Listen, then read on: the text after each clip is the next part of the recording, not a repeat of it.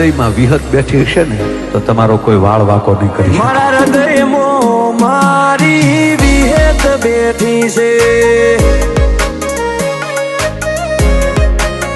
હો મારા ભાયગમાં પડીને મારા લેખમાં લખાઈને મારા ભાયગમાં પડીને મારા લેખમાં લખાઈને મારા કપાળે મારી વિહત બેઠી છે